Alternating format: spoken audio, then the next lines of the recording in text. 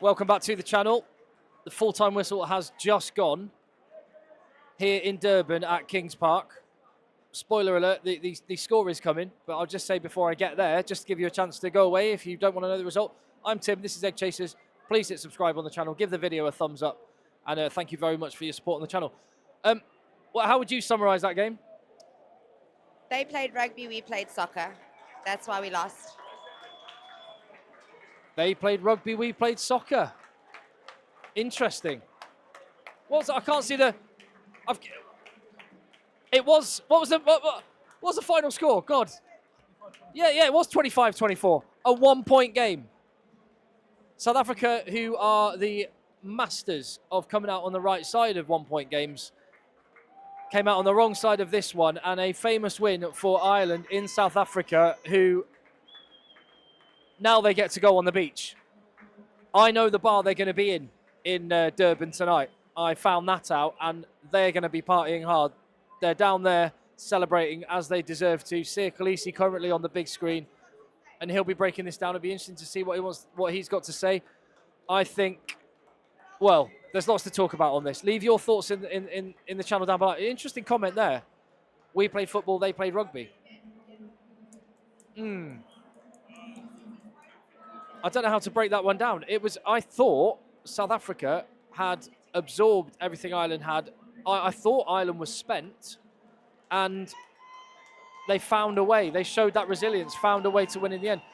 It is poetic, isn't it, that the man who a couple of months ago missed a drop goal to win a Champions Cup final with Leinster showed absolute resolve to nail 2 kicks from nearly halfway to win that match. You have to hand it to Kieran Frawley. What a moment for him. And do you know what? When you actually look at the 80 minutes overall, that opening 20 for Ireland, I think actually might be where the game was won. The final moments for Kieran Frawley, yes. The opening moments where Ireland just came out of the traps. Now, I mentioned this on one of the videos that's in the channel earlier when I was walking around with the fans out in the car park. I've heard from the Irish journalists here, they're just sat in front of me, that in the week Andy Farrell has been talking, well, the team and Andy Farrell have been talking about how he absolutely roasted his team for not showing enough fight last week, for not showing that kind of mongrel. And you got that response. Andy Farrell will be absolutely delighted with the first 15 minutes, because think about that opening quarter of an hour. Franco Mostert went off with blood, had to be taped up, and then went off injured. Willie le Roux went off with a HIA and didn't come back to the field. That was massive. I'll come back to that. Eben Etzebeth pouring with blood. There was another player that had to go off injured as well. I forget, but they weren't able. South Africa were not able to bring the bomb squad on all 6 players at once. It's kind of the reverse of last week. Ireland fronted up physically. They were absolutely huge. James Ryan just putting in shots all over the place. Caelan Doris. Tyke Byrne. That was a massive physical performance. Joe McCarthy with ball carries, with big shots. Andy Farrell got that reaction that he was after. And when you actually look at the 80 minutes as a whole, I think that intensity that they brought in that first half may have made the difference. No Willie le Roux. That's huge. Now, Sasha Feinberg-Ngomazulu, what a talent. Absolute superstar he is going to be. He's not Willie le Roux. Without Damien Willems, there is no one with that experience. And it felt like South Africa were a little bit rudderless in terms of the control of the game. I don't know what you felt. I felt they got way better when Grant Williams came on. And I thought Faf de Klerk, in terms of controlling the game. How you doing? How do you feel after that? Bit disappointed, shit. We had it in the bag and just went. But I take my hat off to that guy, those drop kicks. They've gone from the game for a while, but they're back again. And I thought earlier when we had the ball here, we should have had a drop, and shit, that happened. Brilliant. Well done to the Irish. Crop. That's the sense I'm getting from the things people are saying around here. They're all saying they're disappointed, but they're saying fair play Ireland. And I love that. This is a knowledgeable rugby crowd. They recognise game respects game. And that's what we saw. Anyway, just talk about Ireland for a second. Jack Crowley had a massive game. he was just sitting back in the pocket, spraying the ball around. And again, when South Africa were without that controlling force at the back with Willie LaRue, Jack Crowley was finding spaces, kicking to compete. On the flip side, Jamie Osborne was fantastic under the high ball. The retention was good, and it was 10-0. That try for Conor Murray was absolutely outstanding. I'm just looking down at the touchline now. I'll let you have a look there. All the backroom staff are having their photo taken as the Irish players do a little lap one way and the Bok players the other. Oh, the Boks will be absolutely gutted. I don't know when the next Test match here in Durban will be. Maybe the last time some of them play in Durban. And this crowd were absolutely awesome. The whole occasion has been brilliant. As I say, a privilege to be here. Brutal first 20 minutes. 10-3 Ireland were up. Handré Pollard, who was perfect from the tee at least. And South Africa are like, yeah, Ireland managed to find a way to win without a scrum. They got battered by the South African scrum again.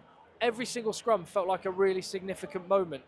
And Oxen Che was ruining Tadhg Furlong, who eventually left the field.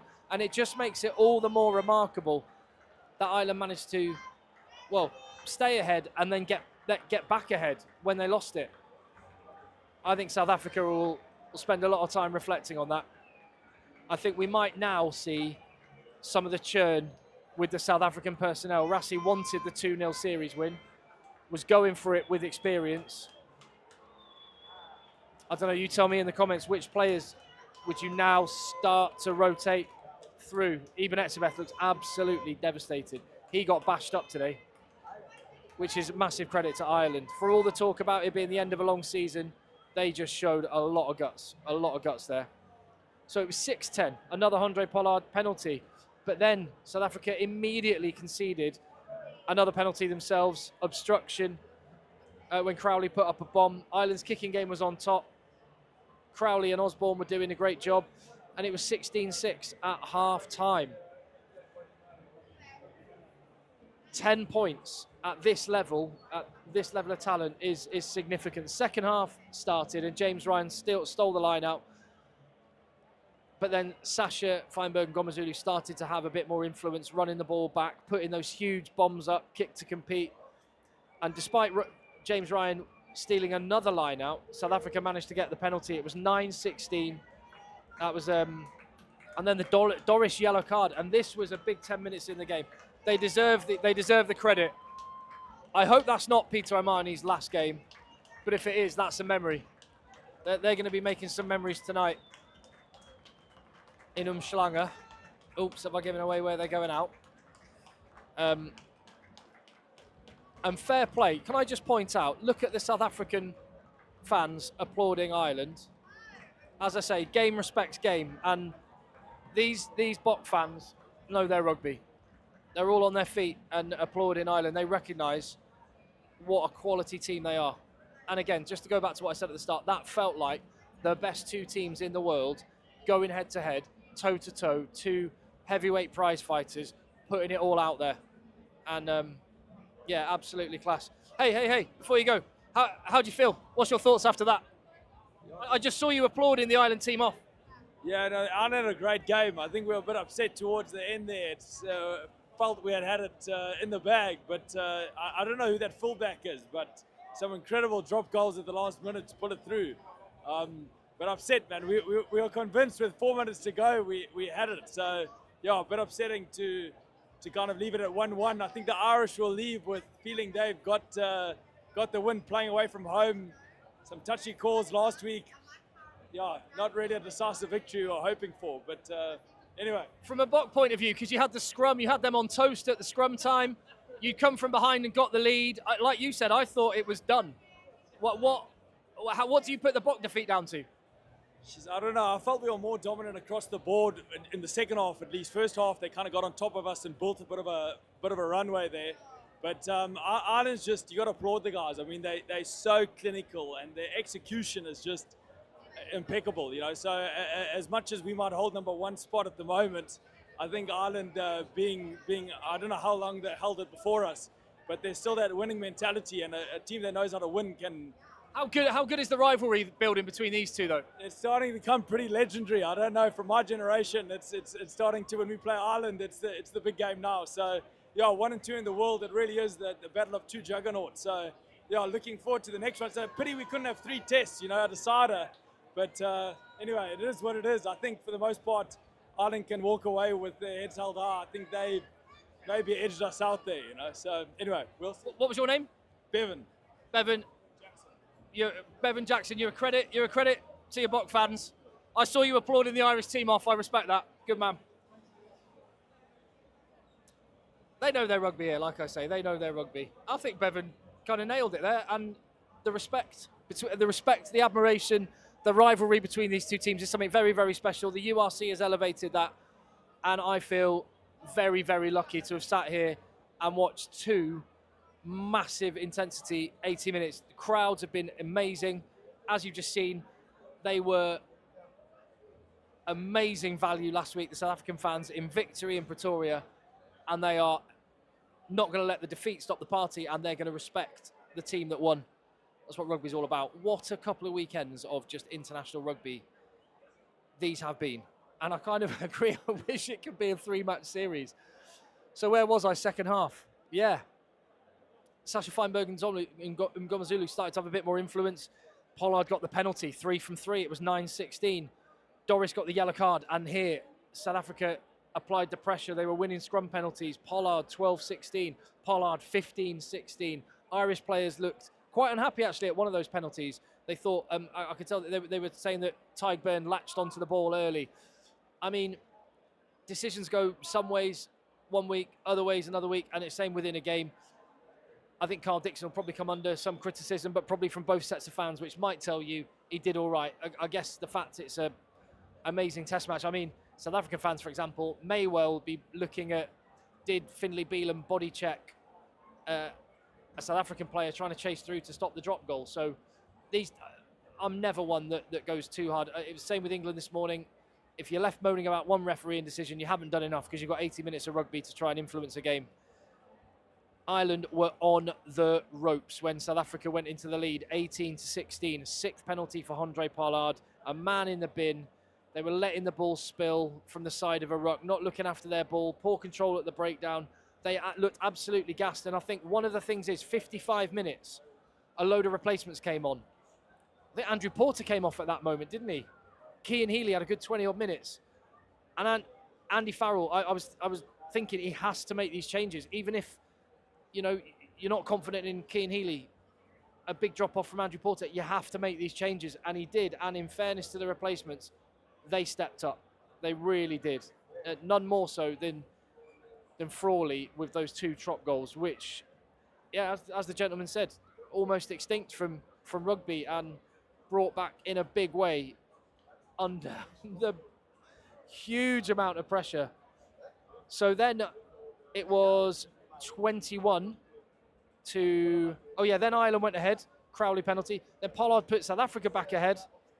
And then they extended it. It was 24-19. And at 5 points up, you thought, this is done. South Africa have absorbed it all. Ireland have had to bring on their replacements, which aren't as good. They're gassed. It's over. They were winning scrum penalties. And I kind of, going through that last 10 minutes, I don't quite know how Ireland managed to win. Were there South African errors, or actually was it just really... I think it might have just been really intelligent tactical kicking play from Crowley, from James Lowe's left boot, from Frawley and Osborne. So impressed with Ireland. So impressed. When Robbie Henshaw did the miss 4 pass into touch, you thought, this is done. This is over. They found a way to come to South Africa and win. And yeah, the only shame is we don't have a third test, the decider, which would have been out of this world. Privileged to be here. I'm going to get out in the car parks and have a chat with some of the fans, see what they had to say. But that is Test match rugby right there. That was the best 2 teams in the world going toe-to-toe. Last week, Ireland probably feel like they were under par and didn't bring it. And I think today, South Africa will feel like they were under par and didn't bring it. But then last week, South Africa, at the flip side of that coin, they didn't allow Ireland to do what they wanted to do. And today, the win was because Ireland were heroic in the levels of intensity that they brought. And awesome. What a day. What a day. And, well, yeah, the fields, the bars are all going to be packed. And that's where I'm heading. Thank you so much for your support on the channel. I've had the best time in South Africa. I go home on Monday. And I will be back for the New Zealand tests.